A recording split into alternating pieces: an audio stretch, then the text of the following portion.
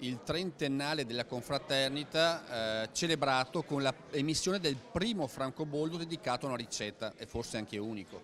Quindi eccellenze del territorio che vengono mostrate a livello italiano, a livello internazionale come non mai.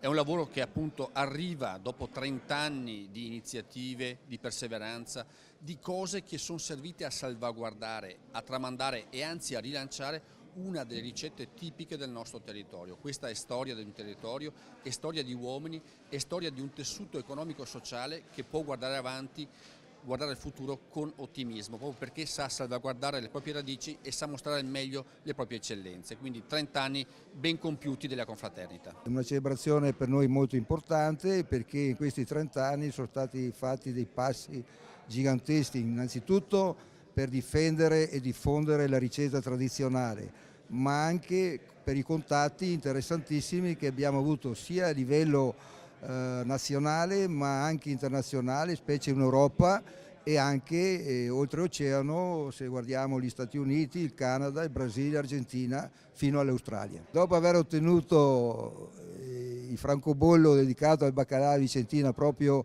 in questa giornata che è la data di fondazione della confraternita, diciamo che l'ulteriore traguardo su cui siamo molto speranzosi è quello di ottenere che questo tragitto del 1432 del Querini, che abbiamo ripercorso in occasione del ventennale e del 25ennale della confraternita, diventi un itinerario riconosciuto dal Consiglio d'Europa. Questa sera, con la gioia che abbiamo di festeggiare il 30°, con adepti e fondatori, è un momento importante per il nostro Paese.